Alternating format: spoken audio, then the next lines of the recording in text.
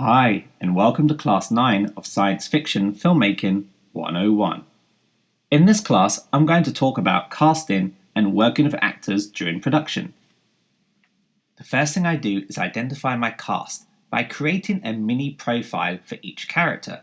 So this would include things like background of the character, her ethnicity, what her role is as a profession, her motives and agenda in the story, to create as much as possible to create a world around that character so that when the cast or agents read it, they get a good idea of what this character is and whether it's an attractive character for them to play.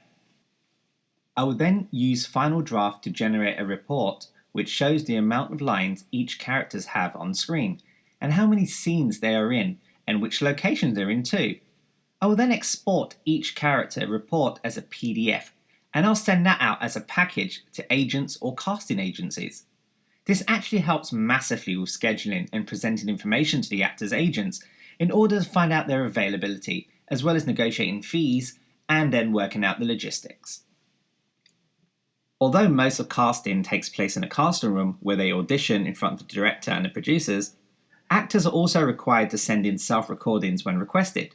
I love it when the cast creates self-videos of them in characters, as it really shows they're making the effort to really understand the characters in order to convince me that they are the right person for this role.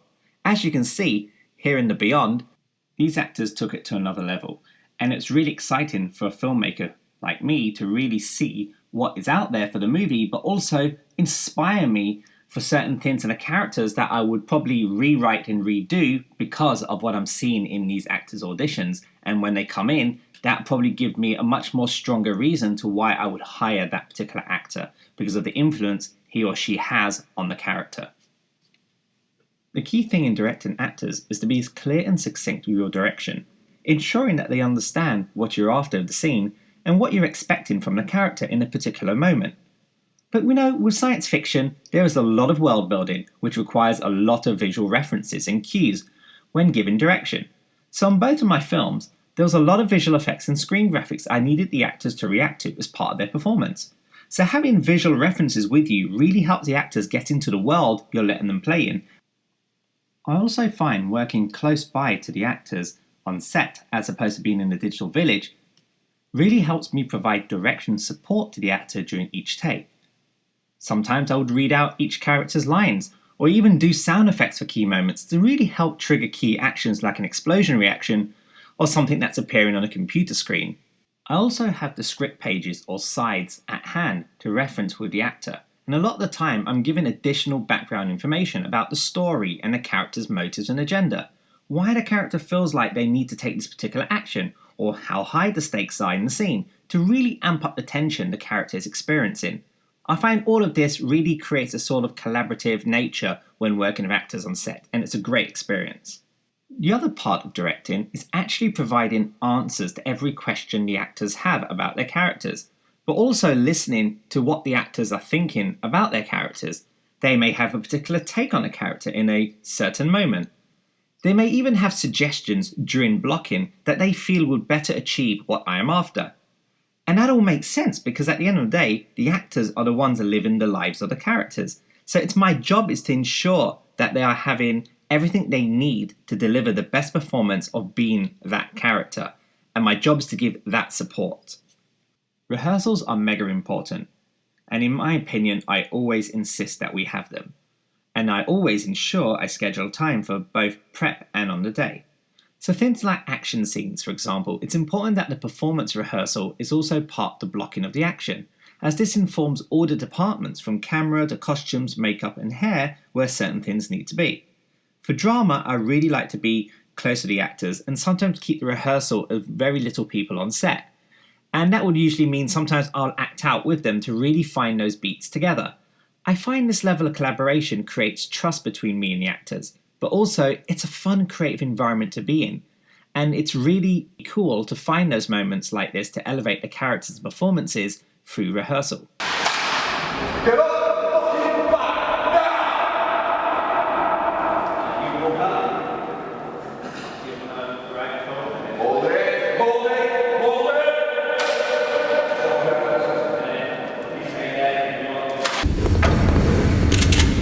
Get off the fucking bike! Now!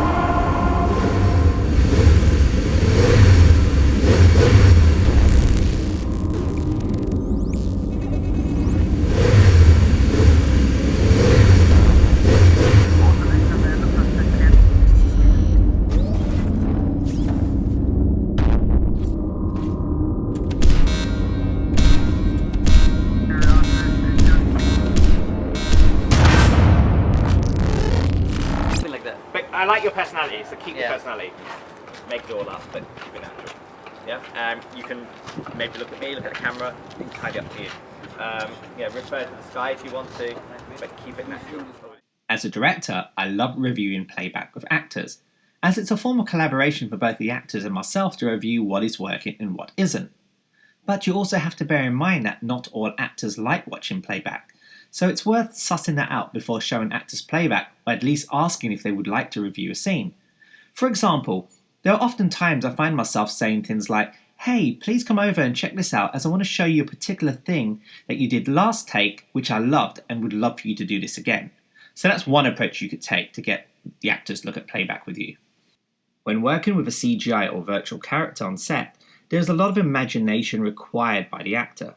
So for Origin Unknown, we built a stand-in prop, which is the same size as the CGI version would be. And this helped with things like eyeline for the actor, but also she was able to interact with the prop, which really heightened the interaction, hence delivering a believable performance between the actor and the CGI robot. We also had another actor on set doing the voice of the robot. This voice actor was not in view of the main actor and was strictly a voice coming out of the speakers on the set. This really helped her feel that she was talking to an artificial intelligent robot, and therefore her delivering of the lines was more convincing as a conversation. I mean, freaking Mars. I could not live with that guilt. I gotta make my way back to the hab. Francois, engage the airlock. Engage the airlock right now, Francois. I'm gonna make my way back. Guys, this is so bright, I'm getting blinded right now, I can't. I've also had the pleasure in directing actors in remote locations, for example when I'm in London and the talent is in Los Angeles, and therefore using things like Skype to provide direction while doing things like ADR is exactly the same way of working with actors when you're working on set. Okay, cut. That's good. Let's do another one let's do a line now where you're saying, Francois, are you seeing this? Mission Control, can you read me? So you're basically, because astronauts are quite lonely up there, right? So you need reassurance that you're not the only one seeing this. And I've got a bit of line where Colin, who's playing Francois, says, "Yeah, I see what you're seeing."